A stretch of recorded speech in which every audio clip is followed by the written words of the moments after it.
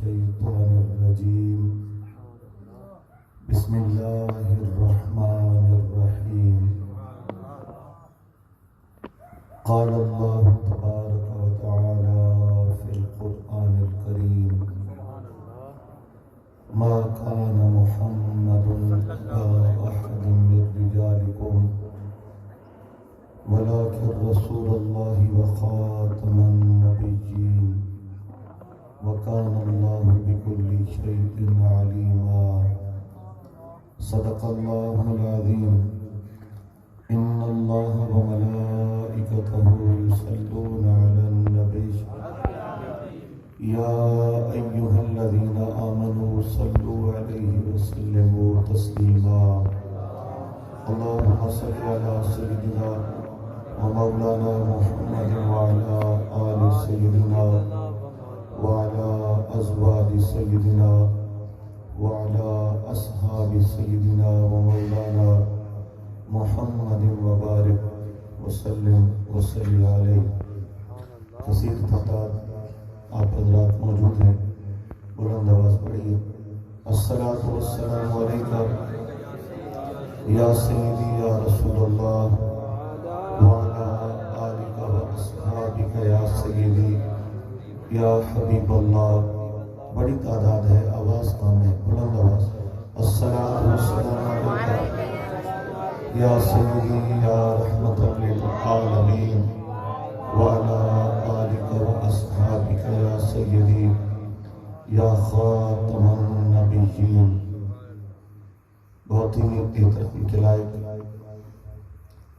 صدر محفل فخر سادات محترم جناب علامہ سید محمد فیض الحسن شاہ صاحب ہمدانی، عزت و احترام کے لائق محترم جناب فخر سادات سید محمد فاروق حسین شاہ صاحب، عزت و احترام کے لائق محترم جناب مولانا حافظ محمد عبدالواحد نقشبندی صاحب، انتہائی قابل سر تکریم محترم جناب مولانا حافظ محمد یونس حقانی صاحب، خطیب و امام جامع مسجد اعظم، اسٹیج کی زیب و زینت دیگر معزز علماء کرام، حفاظ کرام، درگاہ مصطفیٰ کے پیارے پیارے ثنا خان صلی اللہ علیہ وآلہ وسلم، دور و نزدیک سے تشریف لائے برادران اسلام، اللہ تعالیٰ وحدہ لا شریک لاکھ لاکھ فضل احسان، آج کی شام ذکر خیر الانام علیہ السلام کے پاک نام کرنے کی توفیق عطا فرمائے۔ اللہ تعالیٰ ہماری حاضری اپنی بارگاہ عزتی میں قبول و منظور فرمائے۔ مرحوم مغفور عقیل محمود کے ایصال ثواب کے لیے محفل انعقاد پذیر ہے، اللہ کریم ان کی بخشش فرمائے، مغفرت فرمائے، جنت الفردوس نصیب فرمائے۔ ان کے گھر والے، مسجد کے نمازی حضرات، اہل محلہ، جملہ انتظامیہ کو خراج تحسین پیش کروں گا، جنہوں نے ہر سال کی طرح اس سال بھی ذکر میلاد مصطفیٰ صلی اللہ علیہ وآلہ وسلم کی محفل کو منعقد کیا۔ اللہ تعالیٰ سب کو برکت عطا فرمائے، سب کے ایمان کو جلا نصیب فرمائے، دنیا آخرت کی بھلائیاں عطا فرمائے۔ بیس ذرا گھٹ کرائے، بیس معمولی گھٹ کرو، بیس تے ایک پردے دا مسئلہ ہے، پھٹ دا پی ہے آواز۔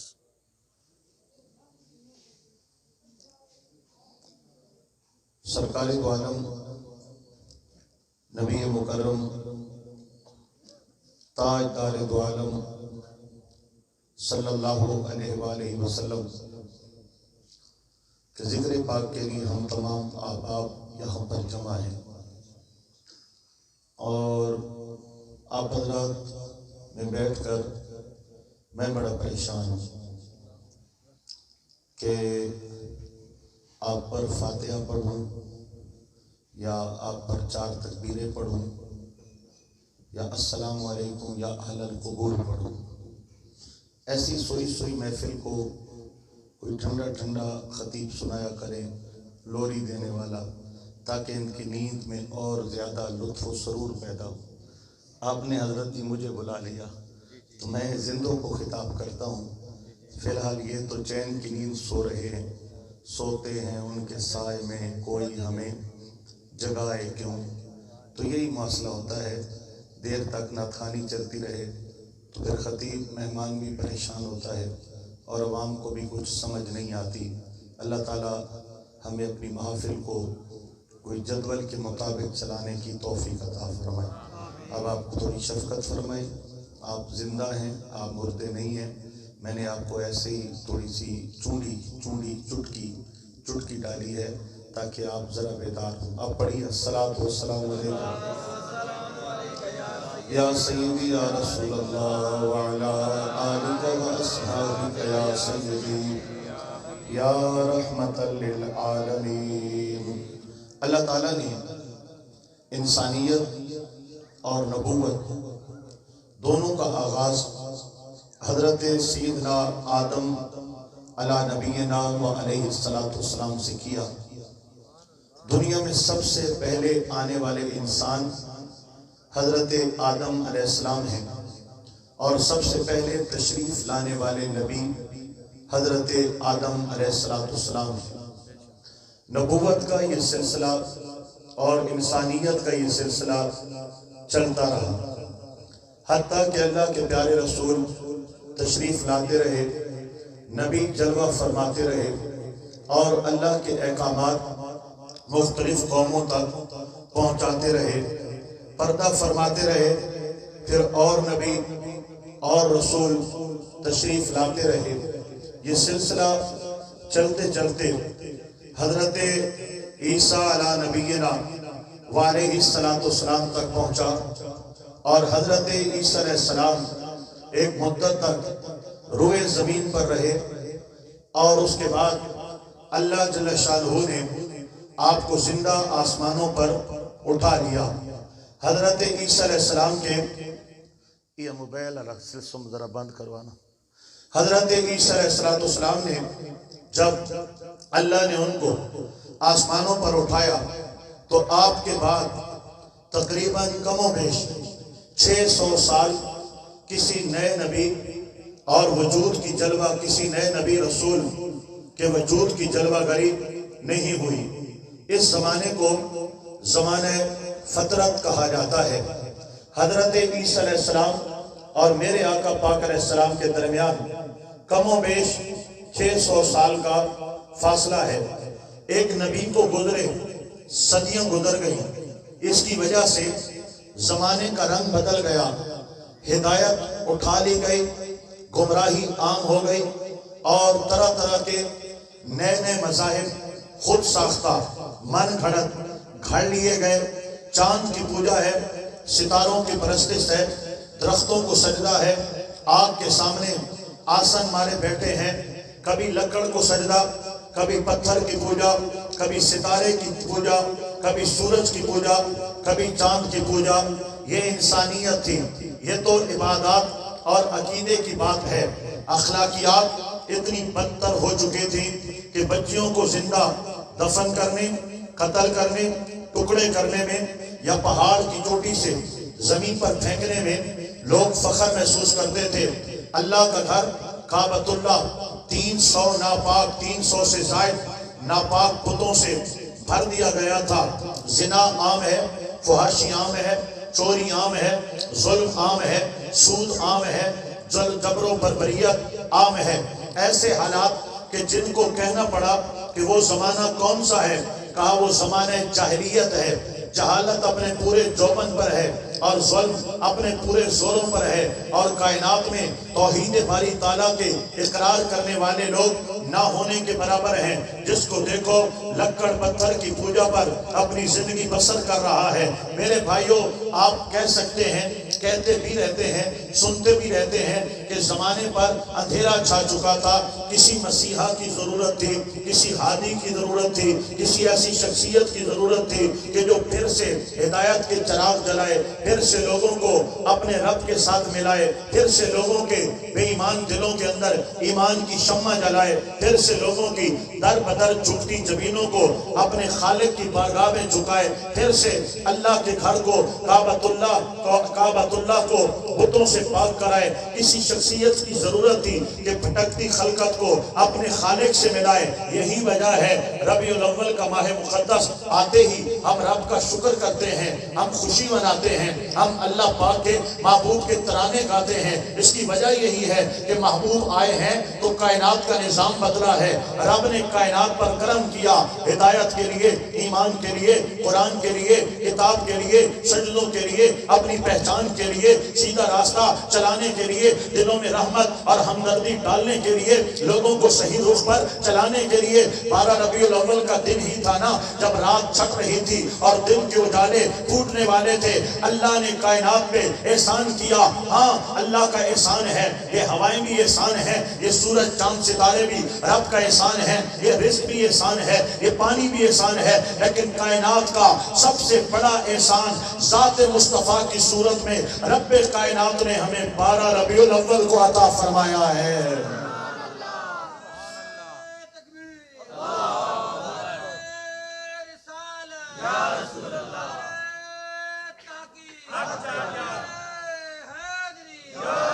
ماشاءاللہ ماشاءاللہ، تھوڑا آپ کی بیٹری 30% پہ آ گئی ہے اور میں نے آپ کو 100 تک دے کر کے جانا ہے، اس لیے آپ کی توجہ مجھے پوری چاہیے ہوگی۔ اور سنیے گا میرے بھائیو، میں نے اور بھی بہت کچھ کہنا ہے، لیکن تمہیداً کہہ لو یا ابتداً کہہ لو، میں آقا پاک کی میلاد کے حوالے سے چند کلمات پیش کر رہا ہوں اور پھر میں اپنے موضوع کی طرف انشاءاللہ تعالیٰ بڑھنے کی کوشش کروں گا۔ دائیں بائیں آگے پیچھے چھوٹے بڑے ذرا بولیے نا سبحان اللہ۔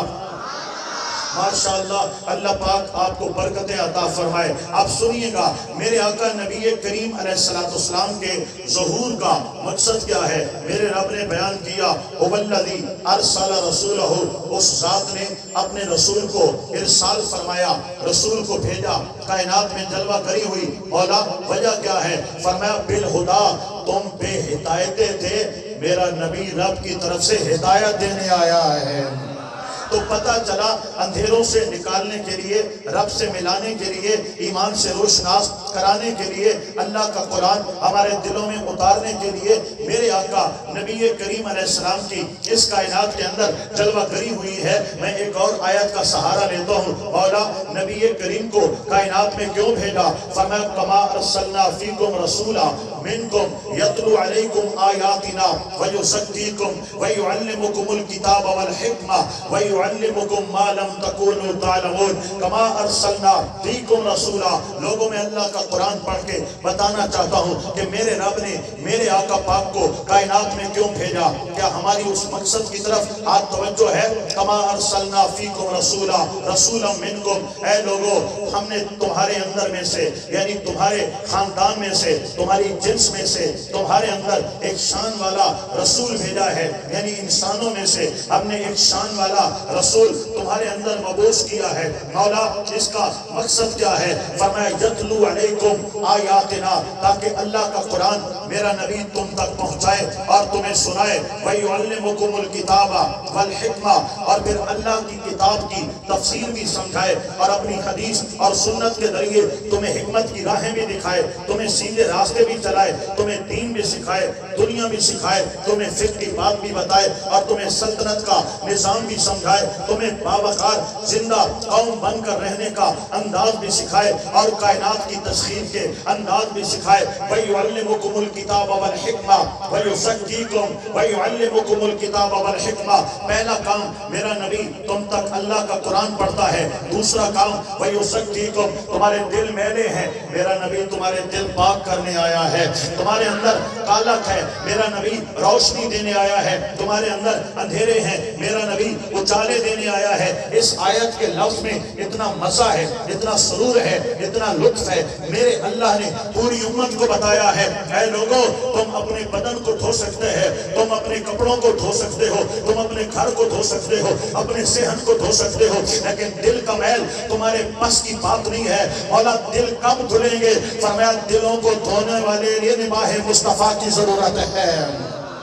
وَيُزَكِّيكُمْ، میرا نبی تمہارے دلوں کے میل دھونے آیا ہے۔ اللہ اکبر، جس دل پر میرے آقا کی نگاہ ہو جاتی ہے وہ دل ستھرا ہو جاتا ہے، پاکیزہ ہو جاتا ہے۔ یہی وجہ ہے کہ کائنات میں امیر المومنین، خلیفہ اول، خلیفہ بلا فصل، افضل البشر بعد الانبیاء حضرت ابو بکر صدیق جیسا ہمیں روشن سینہ نظر نہیں آتا۔ حضرت امیر المومنین عمر بن خطاب رضی اللہ تعالی عنہ جیسا روشن سینہ ہمیں نظر نہیں آتا۔ حضرت سیدنا امیر المومنین عثمان بن عفان رضی اللہ تعالی عنہ جیسا ہمیں روشن سینہ نظر نہیں آتا۔ مولا کائنات امیر المومنین حضرت علی شیر خدا رضی اللہ تعالی عنہ جیسا ہمیں روشن سینہ نظر نہیں آتا۔ اللہ اکبر، قصہ مختصر ہے۔ میرے آقا نے فرمایا لوگوں رب ذوالجلال، توجہ پوری دینا میرے بھائیوں، رب ذوالجلال حدیث قدسی ہے، فرمایا رب ذوالجلال نے پوری کائنات کے دلوں پر نگاہ ڈالی ہے۔ اس میں نبوت اس سے استثناء ہے، رسالت اس سے استثناء ہے۔ رب کائنات نے پوری کائنات کے دلوں پر نگاہ ڈالی ہے۔ سب سے پاکیزہ دل نظر آئے ہیں میرے صحابہ کے سینے نظر آئے ہیں۔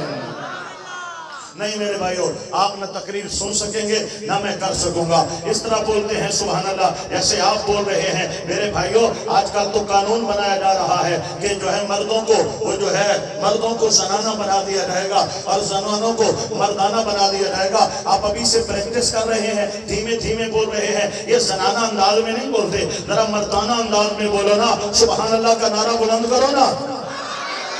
ماشاءاللہ، اب سنیے گا وَيُزَكِّيكُمْ وَيُعَلِّمُكُمُ الْكِتَابَ وَالْحِکْمَةَ، میرا نبی کتاب اور حکمت کی تعلیم دینے آیا ہے۔ وَيُعَلِّمُكُمْ مَا لَمْ تَكُونُوا تَعْلَمُونَ، میرا نبی تمہیں وہ بتلاتا ہے جو تم پہلے نہیں جانتے تھے، غیب کی خبریں دیتا ہے۔ ارے تمہیں خدا کا پتہ نہ تھا، میرے مصطفیٰ نے بتایا۔ تمہیں فرشتوں کا پتہ نہ تھا، میرے مصطفیٰ نے بتایا۔ تمہیں قیامت کا پتہ نہ تھا، میرے مصطفیٰ نے بتایا۔ تمہیں انبیاء اور سابقہ کتب کا پتہ نہ تھا، میرے مصطفیٰ تحیت السلام نے بتایا۔ ایمان بالغیب جانتے ہو؟ قرآن کہتا ہے الذین یؤمنون بالغیب، غیب پر ایمان لانا ضروری ہے۔ غیب کا مطلب کیا ہے؟ اللہ کی ذات بظاہر غیب ہے، ایمان لانا ہے۔ فرشتے غیب ہیں، ایمان لانا ہے۔ کتابیں غیب ہیں، ایمان لانی ہے۔ نبی غیب ہیں، ایمان لانا ہے۔ قیامت غیب ہے، ایمان لانا ہے۔ فرشتے غیب ہیں، ایمان لانا ہے۔ اللہ اکبر، یہ ایمان بالغیب کیسے لائیں گے؟ فرمایا مصطفیٰ غیب بتاتے جائیں گے، امتی ایمان لاتے جائیں گے۔ ایمان بالغیب کے لیے مصطفیٰ کا غیب ماننا ضروری ہے۔ جنہوں نے کہا نبی غیب نہیں جانتے، میں نے کہا تو غیب پر ایمان کیسے لایا ہے؟ وہ غیب بتاتے ہیں تو ہم ایمان لاتے ہیں۔ ایمان بالغیب کے لیے علم غیب مصطفیٰ پر ایمان لانا ضروری ہے۔ ہو سکتا ہے میری یہ باتیں آپ کے ذہن پر ثقیل گزریں اور آپ کی سمجھ سے ماورا گزریں۔ میں بالکل بات کو سوکھا آسان کرنا چاہتا ہوں۔ میرے رب ذوالجلال نے کائنات پر کرم کیا، فضل کیا۔ 12 ربیع الاول کو تاجدار کائنات علیہ السلام کی جلوہ کری ہوئی ہے، اور آج تک امتی اپنے آقا مولا نبی کریم کی آمد کا جشن منا رہے ہیں۔ دوستوں، میلاد مصطفیٰ سے کیا ملتا ہے؟ اس حوالے سے میں اگر بات چھیڑوں تو بات طول پکڑ جائے گی۔ میں ایک تو ایسی باتیں مختصراً کروں گا کہ جو ہمارے دل میں لگنے والی ہیں، دماغ میں بیٹھنے والی ہیں۔ پہلی بات یہ ہے کہ ہم آقا پاک کا میلاد منا کر ذکر کر کے تعریفیں کرتے ہیں۔ اس کا فائدہ یہ ہوتا ہے ہماری نسل ذکر مصطفیٰ سنتے ہیں تو ان کے دلوں میں اور اس کے مصطفیٰ اجاگر ہو جاتا ہے۔ تو نسلوں میں نبی کا پیار پیدا کرنے کے لیے، سینوں میں اس کے مصطفیٰ کو روشن رکھنے کے لیے، آج کی نئی نسل کو اپنے آقا مولا نبی کریم کی محبتوں کا اسیر بنانے کے لیے ہم آقا کا میلاد مناتے ہیں، تاکہ نوجوان جب جھنڈے لہراتا ہے، لبیک کے نعرے لگاتا ہے، احمد مصطفیٰ کے ترانے پڑھتا ہے، روشنیاں لگاتا ہے، گمگمے لگاتا ہے، علماء کے بات سنتا ہے، ثنا خانوں سے ناز سنتا ہے، تو اس کے دل میں نبی کا پیار اترتا چلا جاتا ہے، اترتا چلا جاتا ہے۔ مجھے کہنے دو دوستو، 1400 سال گزر گئے ہیں، آج بھی یہ امت ٹوٹی نہیں ہے۔ میرا نوجوان نبی کی محبت میں گرفتار ہے، ہمارے سینے محبت مصطفیٰ کے اسیر ہیں۔ آج بھی گناہگار سے گناہگار بندہ حضور نبی پاک کی عزت کے لیے مر مٹنے کو تیار ہے۔ آج بھی ہمارے گھر کے کسی بچے کو بھی نبی پاک کی عزت پر کمپرومائز نہیں کرایا جا سکتا۔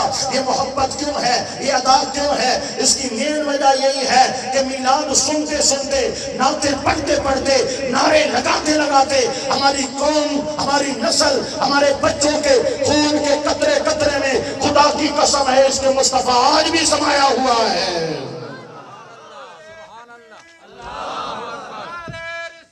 یا رسول اللہ،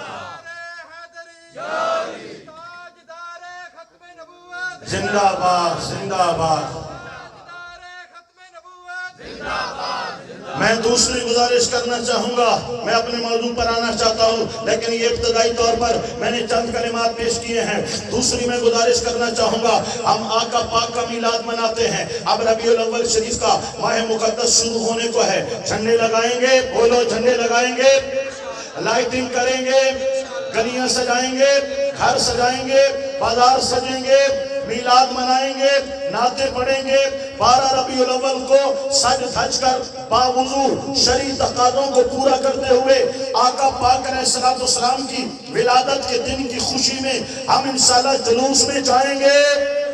لوگوں نے کہا کیوں جاتے ہو؟ میں نے کہا شرعی دلائل سے ہٹ کر میں ایک بات کرنا چاہتا ہوں۔ جناب وہ بات کیا ہے؟ بات یہ ہے کہ آج یہود، ہنود، نصارہ اور تمام کی تمام اسلام دشمن قومیں میرے آقا کی اہانت کیوں کر رہے ہیں؟ خاکے کیوں بنا رہے ہیں؟ فلمیں کیوں بنا رہے ہیں؟ میرے آقا کی توہین کیوں کر رہے ہیں؟ وہ اس امت کو نبی سے توڑنا چاہتے ہیں، ہمارے سینوں سے ایمان نکالنا چاہتے ہیں، امت مسلمہ کے نوجوانوں کے دلوں کو کھوکھلا کرنا چاہتے ہیں۔ ہم خاکے بنائیں گے، یہ ٹوٹ جائیں گے اپنے مصطفیٰ سے۔ ہم فلمیں بنائیں گے، یہ دور ہو جائیں گے اس کے مصطفیٰ سے۔ ہم حضور کی اہانتیں کریں گے تو مسلمان قوم، ان کے نوجوان نبی پاک کی محبت سے محروم ہو جائیں گے۔ جب 12 ربیع الاول آتا ہے، 12 ربیع الاول کا دن، توجہ دینا میرے بھائیوں، دن پوری کائنات کے اندر، چاہے پاکستان ہو، ہندوستان ہو، چاہے افغانستان ہو، چاہے برطانیہ ہو، امریکہ ہو، جتنے اسلامی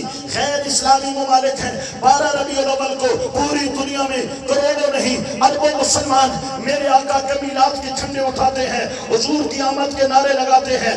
آج الیکٹرانک میڈیا کا دور ہے، سوشل میڈیا کا دور ہے، وہ کتابیں لکھنے والے، وہ خاکے بنانے والے 12 ربیع الاول کو اس سوشل میڈیا پر، الیکٹرانک میڈیا پر نظریں جمائے بیٹھے ہوتے ہیں کہ مسلمانوں میں جذبہ کتنا کم ہوا ہے، مسلمانوں کے جلوس کتنے کم ہوئے ہیں، مسلمانوں کے ولولے کتنے کم ہوئے ہیں۔ لیکن جب ربیع الاول کا 12ویں کا دن آتا ہے، ہر جلوس پہلے سے بڑھ کے ہوتا ہے، ہر سال جذبہ پہلے سے بڑھ کے ہوتا ہے، ہر سال جشن پہلے سے بڑھ کے ہوتا ہے۔ ہم 12ویں کو آقا کا میلاد منا کر ان گستاخان محمد کو پیغام دیتے ہیں، اے امت مسلمہ کو نبی سے توڑنے والوں، تم توڑنے کی کوشش کر رہے ہو، امت مصطفیٰ سے جڑتی چلی جا رہی ہے۔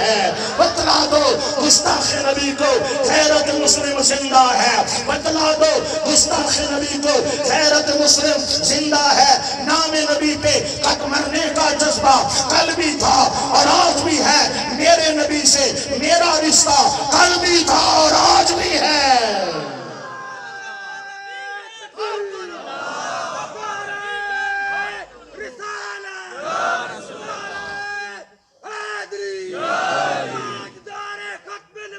زندہ باد، زندہ باد،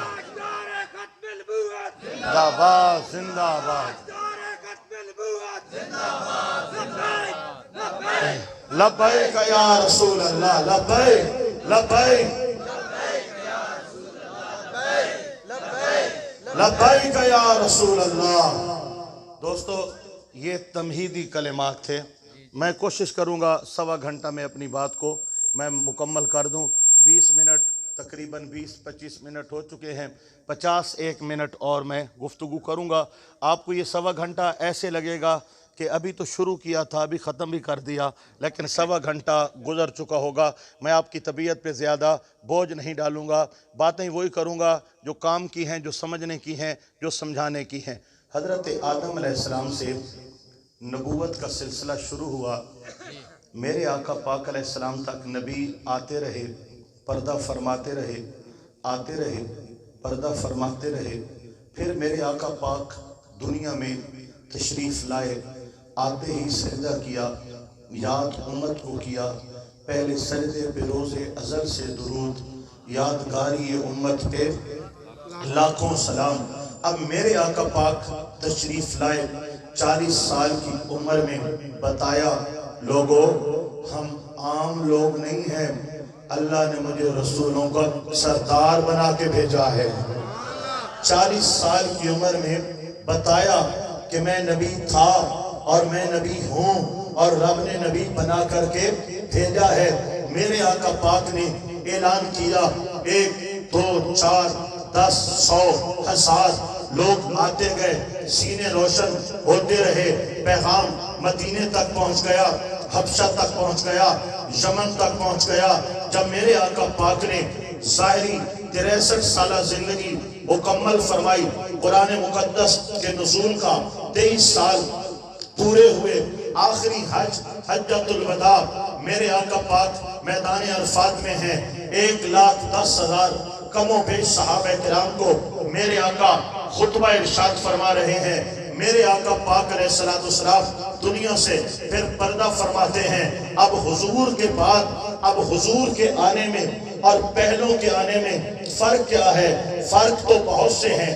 ایک فرق یہ بھی آیا ہے کہ حضرت آدم کے بعد بھی نبی آ سکتے ہیں، حضرت نوح علیہ السلام کے بعد بھی نبی آ سکتے ہیں، حضرت ابراہیم علیہ السلام کے بعد بھی نبی آ سکتے ہیں، حضرت موسیٰ علیہ السلام کے بعد بھی نبی آ سکتے ہیں، حضرت عیسیٰ علیہ السلام کے آسمانوں پہ اٹھائے جانے کے بعد بھی نبی آ سکتے ہیں۔ اب جو تیرے میرے محمد آئے ہیں نا، قیامت آ سکتی ہے، نیا نبی آ سکتا نہیں ہے۔ اس عقیدے کو عقیدہ ختم نبوت کہا جاتا ہے۔ ایک چھوٹا سا خدشہ یا وسوسہ اور پھر بات آگے۔ جناب آپ کہتے ہیں قیامت آ سکتی ہے، نیا نبی نہیں آ سکتا۔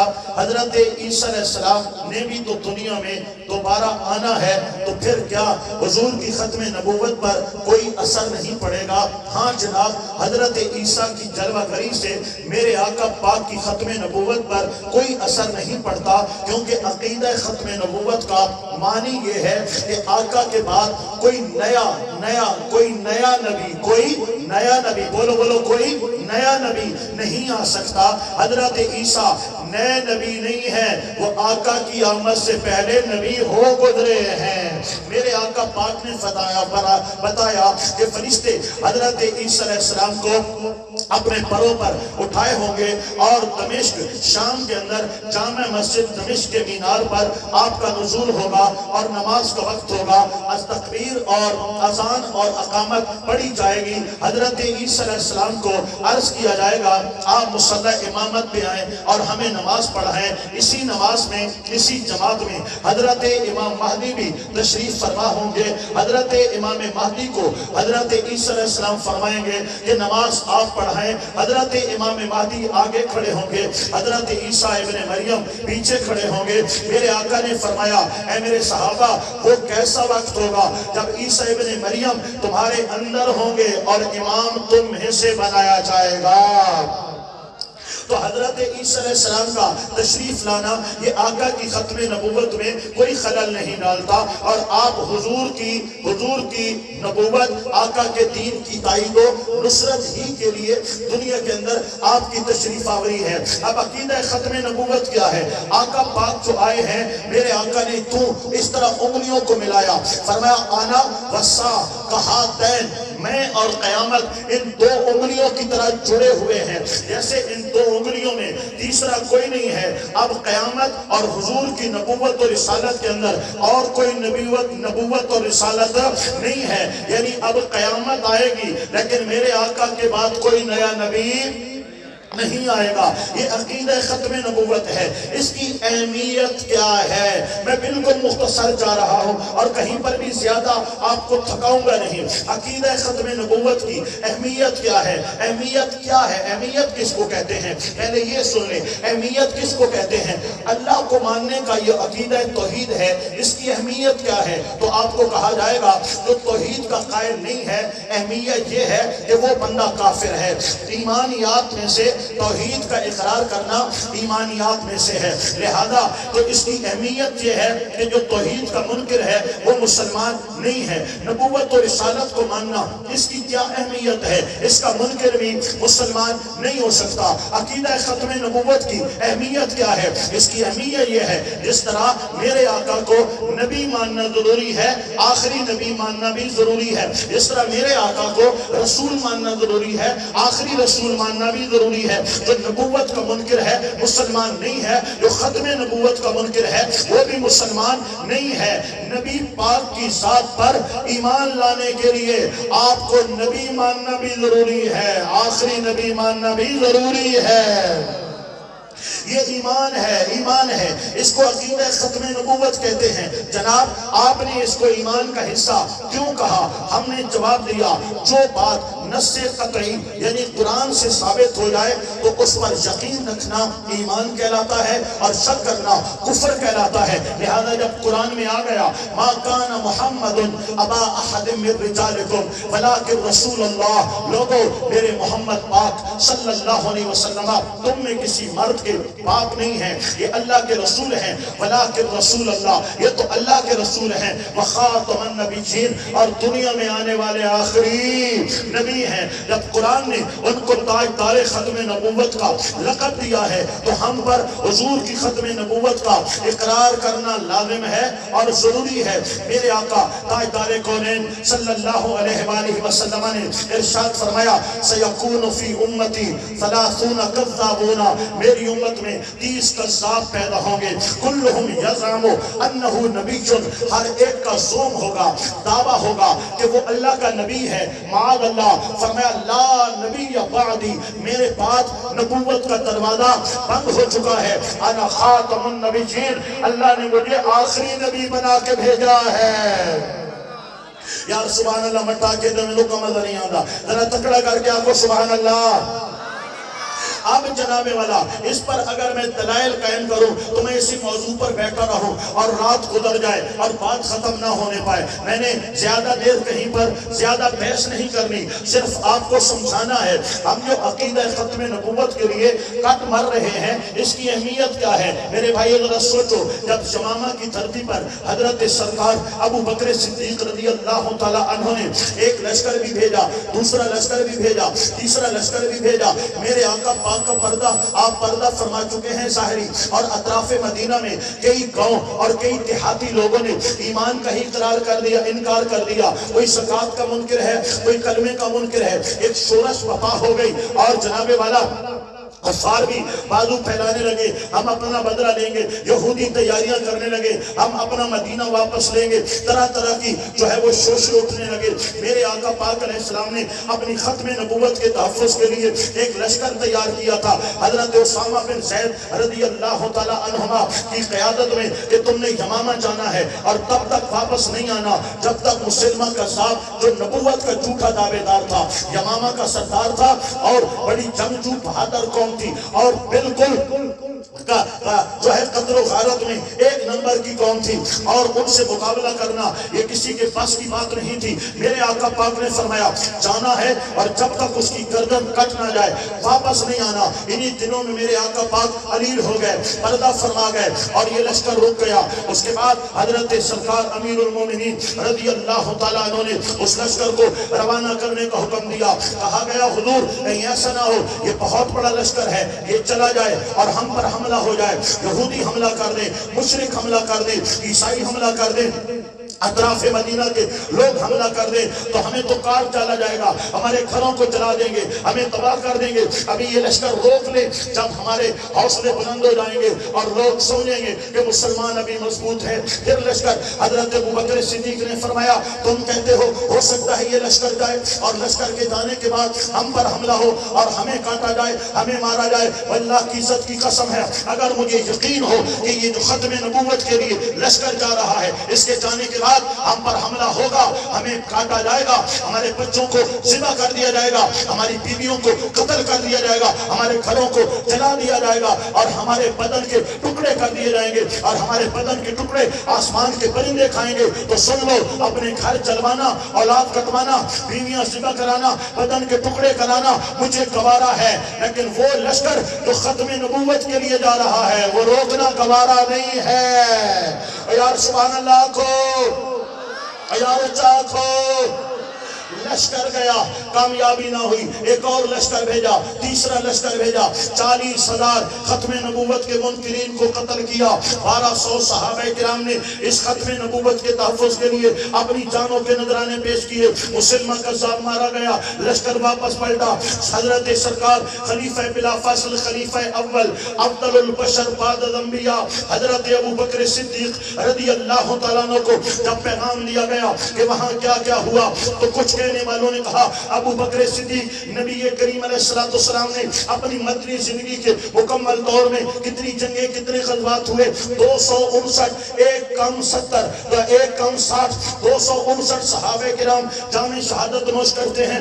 آپ نے ایک جنگ کے اندر 1200 صحابہ کرام شہید کروا دیے۔ فرمایا سنو اعتراض کرنے والوں، یہ ختم نبوت کی جنگ تھی، خدا کی قسم ہے اگر اس جنگ کے لیے مسلمانوں کا آخری بچہ بھی قربان کرنا پڑتا میں قربان کر دیتا، لیکن ختم نبوت کا پرچم لہرا کے رہتا۔ اور نعرہ ہی میں آپ مارا، نعرہ تکبیر، نعرہ رسالت، نعرہ تحقیق، نعرہ حیدری، تاجدار ختم نبوت۔ زندہ باد زندہ باد۔ اصل رولا ہے اساں کڈائی موضوع تے چلے ہی نا، پہلے جلے موضوع ہور چلدا پیا ہی نا تا تاجدار ختم نبوت والے باندھے ہی نا نعراں تے زور نے۔ ہن جلے ختم نبوت دا موضوع چلا ہے نا، ہن وہ پتہ نہیں کدے لگے گئے۔ نعروں کا جب ٹائم آتا ہے تو موضوع سے نعرہ لگاتے ہیں نا۔ اب محفل جو میلاد کی چل رہی ہو اور اچانک نعرہ حیدری، ٹھیک ہے چلو ضمناً ترتیب سے نعرے لگتے ہیں، نعرہ تحقیق، نعرہ حیدری، وہ تو جو ہے ایک طریقہ کار ہے، لیکن جب حضور کی تعریف ہو رہی ہو، کوئی جلال میں آ جائے تو کہتا ہے نعرہ رسالت، نعرہ رسالت، نعرہ رسالت۔ اور اگر کبھی امام علی مقام کی قربانیوں کا ذکر ہو رہا ہو کہ سارا کائنات، سارا قبہ قربان کر کے سر سجدے میں رکھ دیا، ولولہ آتا ہے تو پھر بندہ کہتا ہے کربلا کا شاہ حسین، کربلا کا شاہ حسین۔ تو موضوع میرے بھائیوں، موضوع کے مطابق نعرے چلائے جاتے ہیں نا۔ اللہ اکبر و کبیرہ، ذرا مارو نعرہ، ہن پتہ لگے نا جیندے بیٹھے ہیں تاجدار ختم نبوت۔ اٹھی کے مارو نعرہ، اٹھی کے ایک بندہ کھڑا تھی وجہ تاجدار ختم نبوت۔ زندہ باد زندہ باد، تاجدار ختم نبوت، زندہ باد زندہ باد، تاجدار ختم نبوت، زندہ باد زندہ باد۔ تاجدار ختم نبوت، زندہ باد۔ اللہ اکبر و کبیرہ۔ اس موضوع پر بھی زیادہ نہیں رہوں گا، اور یہ بھی ایک بات سن لیں کہ میری عادت یہ ہے کہ ایک موضوع لینا، اسی کو لینا، اسی پر ابتدا، اسی پہ انتہا، لیکن وقت کی ضرورت کی تحت تو میں یہ چند کلمات مختلف حوالوں سے پیش کر رہا ہوں۔ اللہ تعالی ہمیں سمجھ اور عمل نصیب فرمائے۔ دوستو، 7 ستمبر کا جو دن ہے اور یہ ستمبر کا مہینہ جا رہا ہے، یہ یوم تحفظ ختم نبوت کے طور پہ منایا جاتا ہے۔ اس میں مسلمانوں کو، پاکستانی مسلمانوں کو اور دنیا بھر کے مسلمانوں کو بھی ضمناً فائدہ ہوا کہ قادیانی جو اپنے آپ کو مسلمان کہلاتے تھے، ظاہر کرتے تھے، ان کو سرکاری آئینی سطح پہ ویسے تو مرتد تھے، کافر تھے، بے ایمان تھے، پلید تھے، خنزیر سے بدتر تھے، لیکن آئین پاکستان کے تحت ان کو کافر قرار دے دیا گیا۔ 7 ستمبر 1974 سے پہلے اور 7 ستمبر 1974 کے بعد فرق کیا ہے؟ 7 ستمبر 1974 سے پہلے قادیانیوں کو کافر کہنا جرم تھا پاکستان میں، اور 7 ستمبر 1974 کے بعد قادیانیوں کو آج آئینی طور پہ مسلمان کہنا جرم ہے۔ وہ مسلمان کہلاتے ہیں تو بھی ان کے خلاف ایکٹ ہے، آئین ہے، نہیں کہلا سکتے۔ اتنی سختی کیوں بھائی؟ کیوں؟ ان کے ذلیل کمینے اور جہنمی اور مرتاد ہونے کے لیے اتنا ہی کافی تھا کہ حضور کی ختم نبوت پر ڈاکہ ڈالا۔ بس کوئی جتنا نیک ہو، پرہیزگار ہو، پارسا ہو، حضور کی ختم نبوت پر ڈاکہ ڈالتا ہے، دنیا کا ذلیل ترین انسان ہے۔ یہ عقیدہ رکھو، جان لو۔ یہاں ایک اور بات بھی کرنا ضروری سمجھتا ہوں۔ آج کل رافضیت کا دور ہے، اور رافضیت اس قدر زوروں پر ہے، ایران کا پیسہ، ایران کی ایڈ، ایران کی زہریلی ہوائیں، کہ اچھے بھلے سنیوں کو بھی انہوں نے متزلزل کر کے رکھ دیا ہے۔ ایک شخص ہے جس کا نام مختار سقفی ہے۔ مختار سقفی